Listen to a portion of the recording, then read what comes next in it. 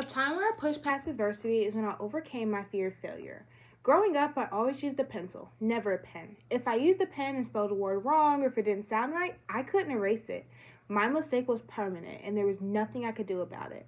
The world would know that I was imperfect and I resented that, so I only wrote with pencils. This way, I can continue to be perfect and my mistakes would be erased into oblivion.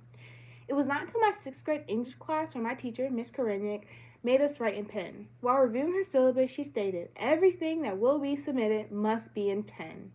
I remember trying to wrap my 13-year-old mind around someone seeing my imperfections, and I wanted nothing more than to run out the room and cry. Not getting everything perfect the first time was unfathomable to me.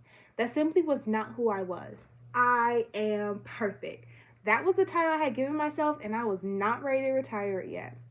One night I had to complete a project. It took me 3 hours to do something that should have only taken 30 minutes. I meticulously traced over every word with a pen. When it was time to move on to the last part of the project, I just wrote. When I finished writing, I held it up, looked at it, and saw everything that was wrong with it.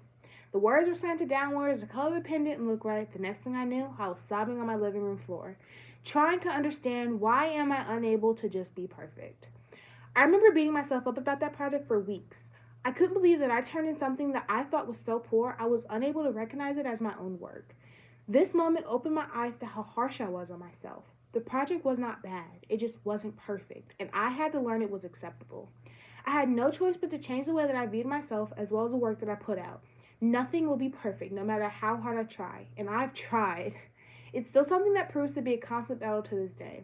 Although 13-year-old me hated writing in pen, I will always reach for one before I let myself hide behind my mistakes.